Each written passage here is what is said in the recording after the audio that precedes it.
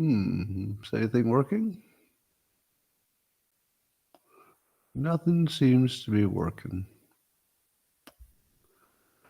That is sad.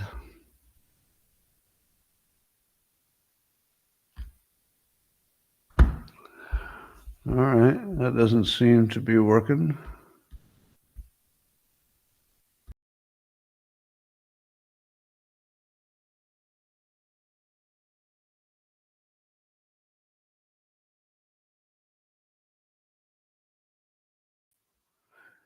Hey, everybody. How about that? Is that working now? Had a little technical glitch there, but I think works for you. Good. What I like to hear. Let's get some comments up here, and then we'll have a show. Oh yeah, a show like no other. I mean, could be like others, but I wouldn't know really. All right, ladies and gentlemen, where is my show? Nope, that's not it. I know I've got a show because I'm doing it right now. But according to locals, I don't. 1027. All right, is there anybody on locals right now? Locals was on. Can somebody tell me if locals is working? Because I don't see it on my own. Don't see it on mine. See the pre-show. I don't see the 28th. There it is. Of course, it's completely out of order. Of course, it's just out of order.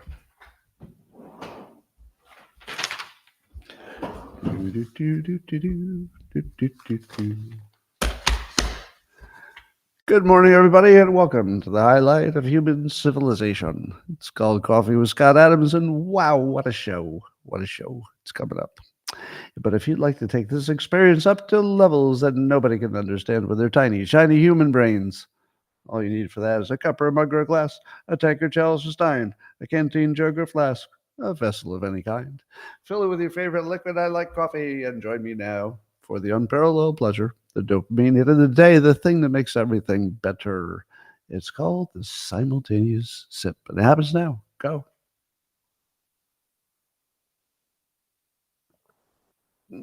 No, admit it. You do feel simultaneously better. Yeah, the sip does that. It's amazing. Well, just in time for the election, let me see if I can predict the science news a year ahead of time. We'll travel back in time to 1 year ago, and I'll make a prediction that 1 week before election, there will be a really scary UN story about how climate change is out of control, way worse than we thought. Let's see, let's check the news. Seems to be 1 week before the election, yes. And then, oh, here we go. The UN announced that the temperature is going to be maybe up to 3.1 Celsius. I don't even know what any of that means, but let's just say that's warmer. And they say they're going to go way past the goals of the Paris Accords.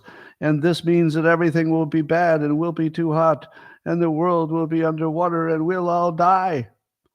Unless you vote for Kamala Harris, in which case she will save the planet by sending all of your money to other countries where it will cool off. Because that money is way too hot in this country, way too hot. We got to send it where it will cool off. Okay. Speaking of cool things, so scientists at Ohio State figured out how to cut the energy use in half for sucking water out of the atmosphere. Just a minute before I went live, I bought a device off of Amazon that can allegedly create water out of the air. And I thought to myself, I might need that because the water in my area is not looking so good. And but if I could do it at twice the efficiency, well, then I'd have something.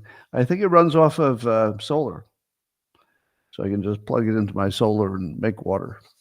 That's right. I'm going to make my own water. I got my own electricity generators too that are also solar. So I'm going to, if I lose electricity, I'm going to charge up my phone. Of course, I won't have anybody to call because the rest of you will have no electricity. And but I'll make my own water. Now I have to figure out how to make my own food. I think I'll grow a cow. I'll give it a name, make it a household pet. But if things go badly, I'm going to eat the pet. Well, Trump apparently is doing something rather clever. He's funding his own transition team in anticipation of winning. And the reason is that if you wait to do it the official way, the General Accounting Office will pay for it all. And it's really expensive to do all this vetting and planning and talking to people and hiring and stuff. But if you do it on your own, you can start early. So Trump's using his own money or donations, I suppose, and starting now. Now, that does solve, in my opinion, the biggest problem he had in his first term, that he didn't have the right people.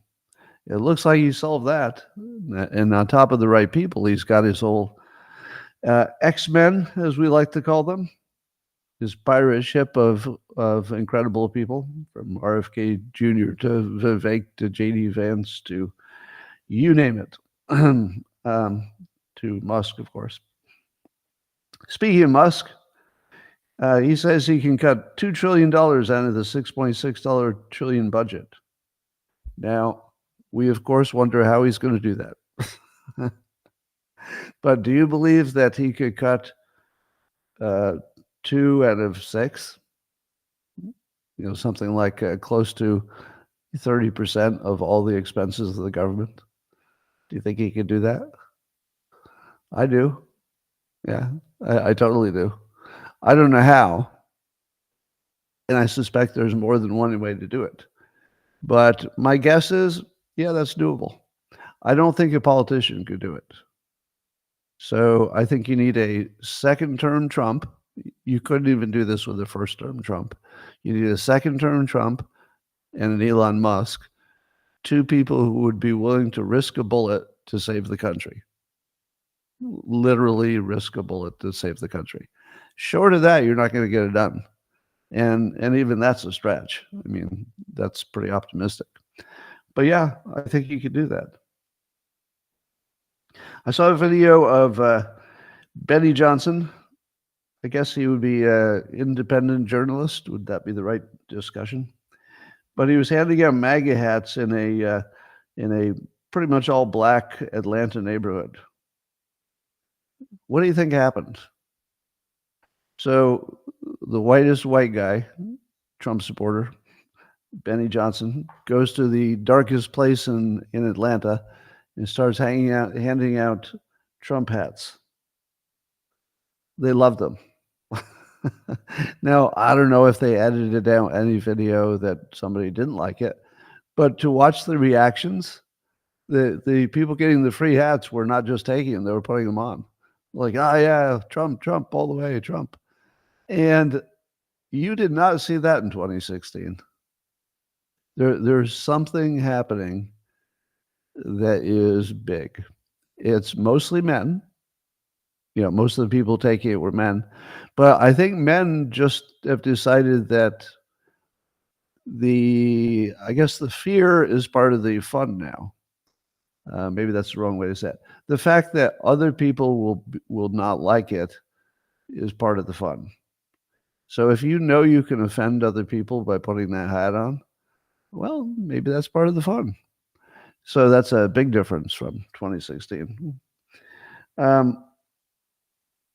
I saw a post from somebody I don't know, but Dr. Ben Braddock was in Manhattan, I think probably for the big rally. And he said he was walking around Manhattan with a MAGA hat and he got only positive reactions. Can you imagine that? Can you imagine walking in Manhattan, yeah, the bluest of blue places, and that the only comments he got were positive? Isn't that wild? Again, something's happening. There's something very, very big happening, and I don't know if we have words for it yet. But to me, it's biological. See, I think the reason that it's not in the news and nobody could write a story about it is that it's not based on anything rational. It is rational, but that's not what's driving it. I think it's pure biology. I think that men are recognizing a threat from the outside, immigration, maybe, maybe Russia, maybe China, depending on what you're afraid of, and that men automatically surround themselves with the strongest leader, or vice versa, whenever there's an outside threat. So I think that Trump, being obviously the strongest of the candidates in terms of being a badass, he just naturally attracts men when there's an external threat. I think that's what's happening. I think that men are sensing an external threat, maybe internal, but whether it's internal or external, you still are drawn to the strong leader. I can feel that, like actually in real time, as a adult male biological human being. I feel myself just being pulled toward the stronger leader. And you also see that people are willing to take leadership. The tremendous number of early voters that are Republican this time. I said before that the real story there is not that it's telling you who's going to win, because it doesn't. Anything could happen. But what it does tell you is that Republicans change their behavior in a very substantial way, which means that they're keyed into leadership. Does that connection make sense? In other words, you feel your leader strongest when the threat is the highest. We feel our leaders. You can feel it. And when Trump says, if you want to win, vote early, people say, my leader just told me to vote early, so I'll vote early. And then they do. So you're seeing leadership happen in just a really direct way that you don't normally see. Now, people have other reasons for voting in person, and that's fine. But you can see an enormous instinct that's purely biological, I think. Just people saying, all right, now's the time to have a leader. This is not the time to play around. So you tell us what you need. We're going to go do that because we trust you. That's what's happening. Elon Musk is pushing the idea, I think I saw Michael Schellenberger on this as well, that the legacy broadcasting networks, the ABC, NBC, CBS, and all them, they depend on free government airwaves. So nobody else can use CBS's signal. The government says, that's your signal. But the government allows them to use that signal because it's a public good. But what happens when those same networks morph into just cover for the Democrats, which is what they are? At that point, they're no longer serving the public. They're serving one political party. And in my opinion, which agrees with Musk and probably yours, if you're not going to serve the whole public, and they're very much not, then you should lose your license. If those frequencies are a public right or a public asset, let's say, why would we use them against ourselves? Why would I want a public asset to be used against my interests? That makes no sense. So I think that the question of whether they should be up for bid and maybe privatize them and let the free market do what the free market does might make sense. And maybe those companies buy their rights back and go on with business. And maybe we realize that they were never real news businesses in the first place. They were just propaganda. But it's a good question why they're getting any government spectrum. Well, as you know, if you watch television, the Democrats have put on what I'll call the Hail Mary full Hitler strategy. Now, a Hail Mary is when you throw a desperate pass at the end of the game and you hope your team catches it in the end zone. But a Hail Mary is when you know you're going to use the election, so you make a desperate play to turn your opponent into Hitler, see if that makes a difference. So that's the Hail Mary strategy. Now you saw it was funny to watch it being formed because now we know all the gears of the machine, so we know all the players and we know how they play. So you get to watch it as it's forming. So when I was watching James Carville roll out this idea before anybody said it, the idea that the Madison Square Garden event that Trump held last night would be reminiscent of the 1939 Hitler rally. Now, when I first heard that, I thought to myself, oh, that's the dumbest thing I've ever heard. Nobody's going to copy that. Who in the world is going to think just because a big event place that has had many big events, which, by the way, included Jimmy Carter holding a big event there, well after 1939. Yeah. I think Bill Clinton held an event there well after 1939. And there's a group of other Nazis. What do they call themselves? The New York Knickerbockers. So that those Nazis are playing there tonight. So I thought to myself, how in the world is James Carville going to sell the idea that using an event center for an event, the kind of events that are happening all over the country all the time, that this one time it's about Nazism? And I thought, there's no way that's going to catch on. Did any of you think that was going to catch on? I was laughing at it because I thought, oh, everybody's going to ignore Carville because that's so stupid. And then you wake up this morning and MSNBC is just wall-to-wall Hitler. Oh, yeah. Oh, yeah. Everybody saw it. Hitler, Hitler, Hitler. I mean, my God, it was full of haters. One comedian tells one joke that out of context sounded bad about Puerto Rico. And they decided to take it out of context, which is the thing they do, and turn it into a whole evening of it's Hitler and they're haters and all that. So the joke was it Tony Hinchcliffe? Is that his name? He apparently he knows a lot more about Puerto Rico than we do. So one of the things he knows, because apparently he vacations there, is that Puerto Rico will tell you they have an enormous problem with garbage. So if you go to the beaches, it's just garbage partly from past hurricane, but partly because they have a garbage problem. So if you go to the island, one of your bigger impressions apparently is it's just surrounded by garbage. Now, he made a joke about there's a floating island of garbage. You may have heard of it. It's called Puerto Rico. Now, if you heard that joke out of context, I will admit that out of context, that sounded pretty bad because it sounded a little bit like, that the island is a garbage island, which would suggest not the highest opinion for the people on the island, even though most of them said it was a joke and just laughed at it. I mean, I live in California, so I'm pretty used to people telling me that my state is a fecal festival.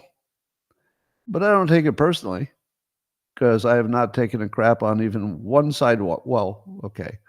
No, not even once. Not even once.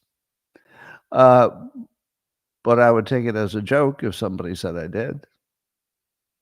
So I imagine that the people in Puerto Rico, if they saw it in context and they knew the joke, they'd take it as a joke because everybody has a sense of humor when it comes right down to it. However, it was easily taken out of context, and it was to turn into a full morning of news, and all the usual batshit crazy people were all over it. So sure enough, James Carville managed to pull out of his bag of dirty magic tricks that using an event center for an event made you a Nazi. And he got all the propagandists to say it. Now, here's what's cool. Everybody who repeats that is not in the news business. Let me say that as clearly as I can. The beauty of this Madison Square Garden thing being called the Nazi thing is that it's so stupidly not true that anybody who gives it any serious attention is clearly not in the news business. They have taken the propaganda business to heart. So you turn on MSNBC and it's just wall to wall, nothing but Hitler, Hitler. You go, oh, I get it. MSNBC is not real. You look at the Atlantic, and I don't even know what they're going to say about it, but I do know what they're going to say about it. And then you say, oh, I get it. That's not news or even entertainment. It's just a propaganda vehicle. And then, of course, at least half of the people on CNN are treating it that way, and they would be the propagandist. But I will give CNN credit. They probably will have Scott Jennings on later today. He probably will tell them they're all a bunch of fucking idiots, and then they will talk over him, because I guess that's what they do. But no, nobody takes it seriously. There's no smart person who thinks that anything about that was dangerous or Nazi-like. Can we say that? You'd all agree with that? There's no smart person. They're either liars or they're really stupid. That's pretty much all that's going on. So it's kind of pathetic that was the best they could do. It does show that they've completely given up on policy. They've given up on capability. They've given up on age. They've given up on every attack except the one that's completely made up. And as Charlie Kirk points out, it might not be that they're trying to change voters' opinions. That's the scary part. It may be that they're trying to get somebody to take them out. It may be that the only reason they're doing the Hitler stuff is that if you say fascist, nobody gets a gun to kill them. You know why? Because nobody's quite sure what fascist means. So you can call people fascists all day long, and nobody tries to kill them. How do I know that? Because we've been doing it for my whole life. My whole life, both sides have been calling each other fascist every election all the time. And nobody's tried to kill somebody because of that. You know, there's other reasons, but not because of that. No, we don't take fascist too seriously. But when you call somebody Hitler and you do it over and over again, and you say he's going to round people up and put them in camps, yeah, somebody's going to get a gun. And it may have happened twice already. So to me, it looks like the propagandists are playing every angle they can to get Trump taken care of one way or the other. And so even Mika is saying it's a rally of hate. You'd only have to watch the rally for like a minute and a half to see it was about uniting the country, and there was tons of diversity, and there was lots of Jewish people there and Jewish signs, and just the complete opposite of the coverage from the propagandists. Anyway, but most of the news will be about Tony Hinchcliffe making one joke, because that's what we do. New York Post, they had a headline, they're backing Trump. So this is how the news could have been. So this is from a pro-Trump entity. New York City shows Trump love at jam-packed rally. Is that fair? New York City shows Trump love at jam-packed rally. That's an accurate statement. And it's well stated, because you don't expect the state of New York to go to Trump. So if Trump, who will probably lose, maybe narrowly, but lose New York State, goes there and has the biggest event of all time in the hardest place you could ever have it if you're a Republican, it's quite a feat. It's quite a feat. If you look at the energy of it, you look at the trend of it, it's all Trump. So, but did Kamala Harris have any good wins? Yes, she did. Yes, she did. So while Trump was coming off the massive win of being on Joe Rogan, which is seen tens of millions of times, and is one of the biggest events ever, surpassing by about 10 or 100 times the size of Kamala Harris being on her little podcast that people mocked. And then he goes to Madison Square Garden, where he's got 20,000 inside, 70,000 outside. no trouble. Everybody's loving a nice, diverse mix. But it's not like Harris was doing nothing. She visited a black barbershop.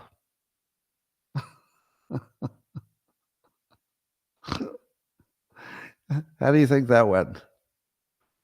If your answer is awkward, you are correct. Yes, she awkwardly pretended to do what Trump had just done.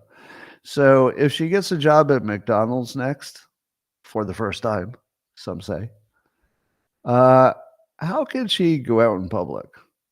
How in the world could you book an event at a black barbershop right after Trump made news by being so smart that he booked a black barbershop? But again, not to be outdone. Tim Walz is also in on it. So Tim Walz tried to counter the massive, massive TV event called Madison Square Garden and Trump and all of the X-Men and his pirate ship of supporters. He was in a little ugly room playing video games with AOC. So, I mean, let's say millions and millions of people watching Unity and Success on TV with massive happiness and optimism. And then some people watched two people playing video games and bitching. So how do we score it? Politico has been giving an award out every day for who had the best day. So Politico gave the day to Kamala Harris. I'm not making that up. Politico looked at everything that happened yesterday, and they said, I think we're going to give that one to Harris. What? We're watching the most unbalanced campaign I've ever seen. I mean, there's one who's breaking records for how well you've done a thing and how innovatively. There's another one who's copying him lamely well after the point and losing every single hour of every day. And Politico's like, yep, Kamala Harris, you're the winner, because a comedian made a joke somebody didn't like. Well, here's a post from Fisher King. I like his writing, so I'm gonna read it to you. This kind of sums things up. Sometimes you don't understand things fully until you see them all in the same place, because we have like this distributed badness that there are all these little things happening, and then you forget how many there are until somebody puts them in a list. But here's what Fisher King says: to prevent Trump from becoming president, the left has, number one, tried to remove him from the ballot on 16 states. 2, tried to bankrupt him with frivolous civil lawsuits. 3, tried to jail him with fake criminal prosecutions. 4, encouraged hysteria that resulted in 2 assassination attempts. And beyond this, they hobbled him in office with hoaxes like the Russian nonsense, and state prosecutors filed lawsuits after lawsuit to prevent him from enforcing immigration law. They impeached him twice. They also suggested he was mentally ill or incompetent, with professors writing newspaper editorials. That was the funniest part. There's a power structure that is frightened to death of a new Trump presidency. A lot of people are involved in the conspiracy described above to keep him from power. To have a healthy country, the people involved in this funded this needed to be flushed out and criminally prosecuted where appropriate. If this happened, it would be a major achievement of Trump, cleaning out corruption that subverts the American system. Now, here's what I didn't know in 2016. I didn't know who all the bad guys were. But now they're so obvious. It's so obvious who all the bad guys are, because they're the propaganda swingers. So I don't know. We'll see if Trump can make that happen. Here's what Harris is saying. She did a message to America. Donald Trump is increasingly unstable and unhinged. He is seeking unchecked power. So when you hear that kind of language, you know that's somebody who doesn't have an argument, doesn't have policies, doesn't have a better history, doesn't have capability, doesn't expect to win. There are things you say when you expect to win and things you say when you expect to lose. What you say when you expect to lose is that the other side is unstable and unhinged and looking for power. These are not things on people's minds. When you expect to win, you say, I realize your biggest problem is high prices. Here's what I'm going to do about it. That's what Trump does. Your biggest problems is high prices. I'm going to bring energy down 50%. I'm going to get rid of regulations. I'm going to do stuff with tariffs. Now, I don't know if that stuff will all work, but at least he identified my biggest concern. And then he told me some specific things which I do understand that he would do about them. But Harris is over there. Oh, he's increasingly unstable and unhinged. Like what? You have an example? Is he so unhinged that he has 3 good ideas for bringing prices down? Is that the unhinged? What is he unhinged for? Was he so unhinged that he went on Joe Rogan and got the biggest win of ever, and you didn't even go on the show because he's all unhinged? Does he have more and more people joining him and putting on that MAGA hat in Atlanta because of all his unhingedness? These complaints about unstable and unhinged, you only do that when you're already losing so badly. I mean, this is pathetic. This is pathetic. So anyway, Democrats have taught me 2 things. Here are the 2 things that they have taught me. Number 1, Trump is the biggest threat to civilization. And number 2, to defeat the biggest threat to civilization, we must run as a candidate our stupidest person in the country who lies about everything that Trump says. Do those 2 things fit together? Trump's the biggest danger we've ever had. And so our solution will be the weakest, most pathetic, barely functioning person we've ever seen in politics. Biggest risk, our solution will be the weakest, most pathetic thing you've ever seen in your life. They're showing both of those cards to us at the same time. Just show us one of those cards at a time. If all you told me is that Trump was the biggest Hitler problem in the world, and you never said anything else, but you said it over and over again, you might even convince me. Because, repetition is part of persuasion. If I never heard anything else, Trump is Hitler, just heard it, I'd be like, oh, I'm a little bit afraid of that guy. But when I see that the very people who are saying it, the very source of it, are offering the worst possible, really almost, you can't even come up with an idea that would be worse than running Kamala Harris to counter it. It can't both be true, people. It can't be true that you're running Kamala Harris for president and you think it's a big problem that if Trump got elected. They can't both be true. It's not possible. Anyway, another topic that's hot is that Rasmussen did a poll about likely U.S. voters and what they think about women, people who identify as women competing in women's sports. So that would be people who are born with male characteristics but currently identify as women. And what percentage of likely voters do you think support men who identify as women being in competitive women's sports? What percentage would you guess? Let's see how smart you are. I feel like you're going to get this one. No hints, but just guess what percent think it's a good idea. Watch the comments. You're going to see some of the smartest. I don't know how you do it. I don't know how you do it. Yep. Every one of the answers is correct. Now I have to tell you that not one of them probably saw the news. Maybe a few of you, but I doubt it.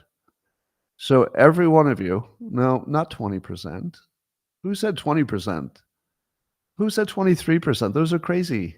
It's 25. It's 25. It's exactly 25. Now, how is it that hundreds, if not thousands of people knew the exact answer? Because, as I've been telling you for a long time, No matter what the poll question is or no matter what the topic is, 25% will get the wrong answer on everything. It's a different 25%, I think, but they're very consistent. Yeah. According to Norman Krieg, who writes in The American Thinker, did you know that in some states it's illegal to discontinue the vote and then get back to it? Do you know why that's illegal? Now, it's not every state, but in several states, if you were to be counting the votes at night and then say, oops, we're gonna take some time off, we're tired, or we're gonna come back in the morning, or we'll take a few hours off. Do you know that's against the law? Not in every state, but in several of them. Do you know why it's against the law? It's the reason you think. Because if they take time off and then they come back and count, probably the only reason was to cheat. So it's illegal. Now, here's what makes it more fun. Some of the states that did it, they have laws on the book that makes it illegal. So according to Norman Krieg, he says, therefore, the votes counted afterwards were arguably voidable. So anything that they counted after a stoppage of counting, according to their own law in the state, should not have been counted. Even if there were real votes, they shouldn't have been counted. That's how the law works. So that would have been the case in South Carolina, Pennsylvania, Georgia, and Nevada. Do those sound like important places to you? Georgia, Pennsylvania, South Carolina? In those states, every vote that happened after they stopped counting was invalid, but they were counted anyway. So if you say to yourself, Scott, was the 2020 election rigged? Yes, it was. Probably in a whole variety of ways, but this is one. So every vote that happened after the stoppage, but not in every state. So the states have different laws, but in those states, every vote counted after that wasn't real by the law of the state. It's their own law. Nobody's imposing it upon the states. This is their own law. And they have that law to prevent the very thing that we think happened. Now, here's the good news. I'm pretty sure that we're watching really carefully now. Like I think the Republicans have wised up to where all the vulnerabilities are. They're going to have trail cams and lawyers, and it's going to get messy. Probably in a good way, because maybe we'll change the system, but it's going to get messy. Meanwhile, for the last 4 years, entities have been trying to figure out if they can find out who paid for 9 trucks that had over 1 million allegedly counterfeit mail ballots in it for the 2020 election. Now, there are people who have signed affidavits, so they've sworn in court, putting their freedom on the line, that they're telling the truth, that they saw ballots that looked unambiguously fake. They looked too perfect, and they were all for the same person. And we don't know where the trucks disappeared to or the people, but apparently the U.S. Post Office knows who paid for the trucks. If you knew who paid for the trucks, it probably wouldn't be that hard to figure out if they were counterfeit. And so the court, after 4 years of attempts to get the names of who paid the truck, the court has turned it down. And the reason is lack of standing. So all the Democrats who think that the courts looked at all the laws and decided that everything was fine, no. So there are over 1 million votes that were in trucks that we can't look at because of lack of standing. And then we've got several key states that shouldn't have even counted votes after they stopped, but they did it anyway. And then you got your states that got the no requirement for signatures, and oh my God. To me, it's hilarious that the country was ever hypnotized into thinking our election systems were the only safe systems in the country. Everything else has been hacked. President Trump's own phone and J.D. Vance's phone apparently were compromised. Now, I'm pretty sure they had good security on there. And you remember when Iran's nuclear facilities got hacked and destroyed by a hack? I'm pretty sure if state actors can get into nuclear facilities in other countries, and people can get into a president's phone, former president, and the blackmail hackers can close down, any one of these big systems that we've seen them get into and close down. And if Christopher Wray is right, that the Chinese have already penetrated and they've probably got viruses sitting in our major infrastructure. But you think the election was fair? The election was fine? Just the absurdity in imagining that our elections are fine when everything else is corrupt is just beyond imagination. It would be far more likely that everything was fine except for the elections, right? Because the elections have the least amount of skill going into them, because I assume that working as the election technology guy is not the best job in the world for a techie. So you could imagine all the states doing it differently. The training's a mess, and you only do it once every few years, so people aren't all trained up, and there's lots of turnover. So if that applied to any other situation, it would be a hot mess, which it is. It's a hot mess. But somehow they convinced us that the biggest hot mess are varied state elections, that those were the only things that you could totally count on, while everything else that should be bulletproof has been completely, penetrated. And that's what they told us to believe. And almost everybody in the country did believe it. The level, the bullshit meter is pinned in the red on that one. Well, more things that aren't true. So as you know, Israel responded to Iran. Some say that part of that attack was actually on some of their nuclear facilities that were underground. Now that would, if it were successful, it would have set back their nuclear ambitions in Iran, if they have any. But the bigger story we're hearing today is that Iran might not be happy with their arms provider, because Iran had these air defense units from Russia, the S-300s.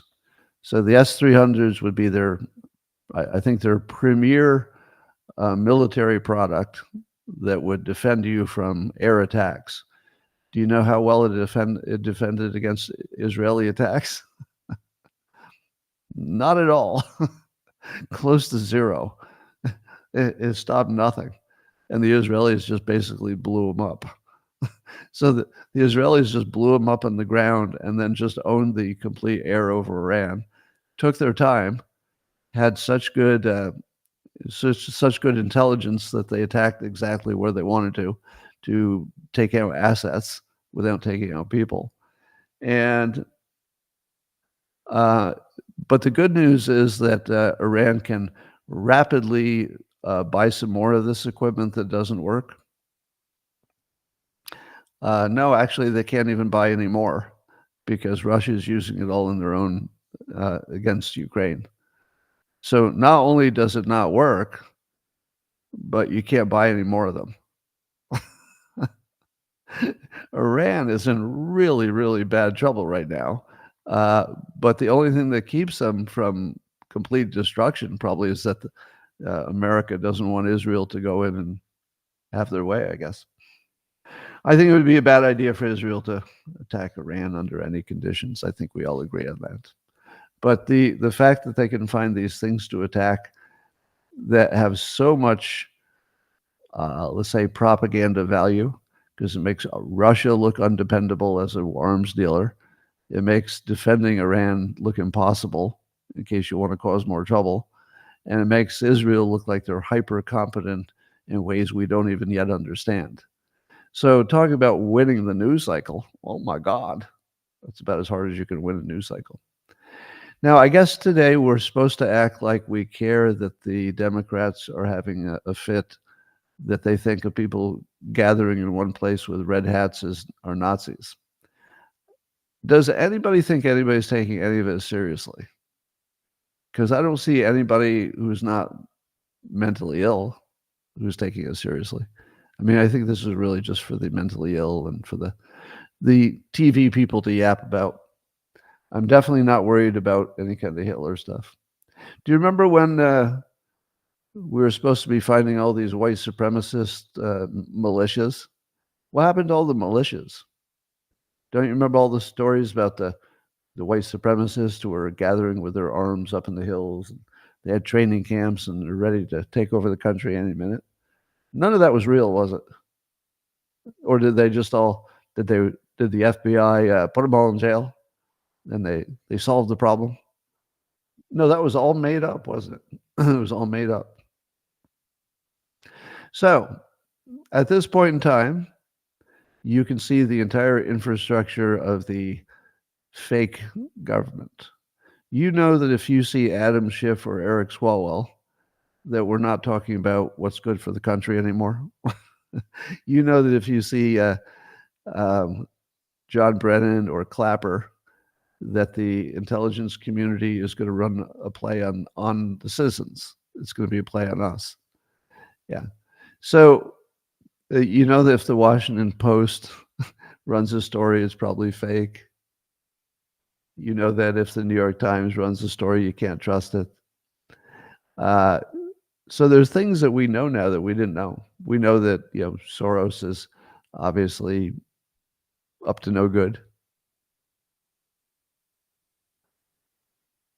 All right, what's that I'm looking at?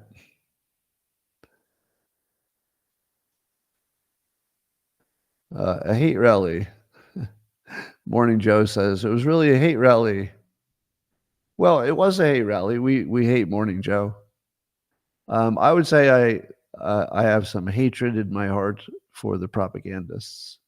I don't have any hatred in my heart for anybody who got propagandized. But the people who are the propagandeurs, if that's a word, I hate them. Yeah, I hate them. And I think that if we could find some way to put them in jail, that'd be great. Only if they've violated laws. I wouldn't want them in jail if they haven't violated any laws, but if they have, I mean, it's kind of amazing that the Clinton campaign only had to pay a small fine for the Russia collusion hoax. The Russia collusion hoax. That you should go to jail for 30 years for that. If you were behind the Russia collusion hoax, that should be 30 years in jail, because that was overthrowing a country. I mean, we have the death penalty for treason. If you try to run a coup on the country and it doesn't work, even if nobody dies, I think that's at least 30 years. So that's what I think. Accountability is not revenge. That is true. All right. It amazes Scott has never thought that he hypnotized a single person. Sounds like you're drinking. I love it when people imagine what I'm thinking and it's all weird. And then they mock me for the thing that was only in their mind and I never thought of once. Like that one.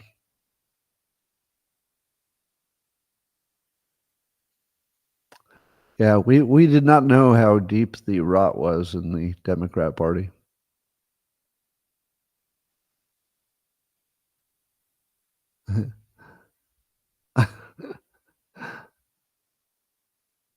Pay back all the Russian hoax costs.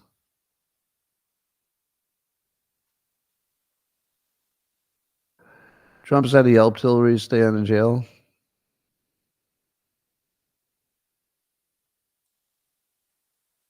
Yeah, Nicole Shanahan, her team makes insanely good videos. Best I've seen, actually. Springtime for Hitler. It seems like we need that. Do I have the Trump swastika? I don't know what you're talking about. All right, ladies and gentlemen, that's all I have for today. Kind of a slow news day, which means there's going to be a lot coming. This coming week, assume that everything you hear in the news is fake. This would be a good week to assume that that nothing in the news is real. Like every poll will be bullshit. Every opinion will be propaganda. Every new revelation of something that one of them did in their past, probably not true. Kamala Harris's accent, not true. Anyway, and by the way, I'm going to revise one thing that people said about Harris as a insult. She's often criticized for backing Jesse Smollett. You remember when she backed him? But my understanding is that they're related. Is that true? That Jesse Smollett is like a cousin or something to Kamala Harris? Because if they're related, then I don't mind that she backed him. Just a family thing. None of it was very important. Yeah, it's not important. Jesse is old news. All right, that's all I got. I'm going to go talk to the locals people privately a little bit. So if you're on X or Rumble or YouTube, you're going to disappear in 30 seconds. Thanks for joining, and I'll see you again tomorrow morning for more wonderfulness. Locals.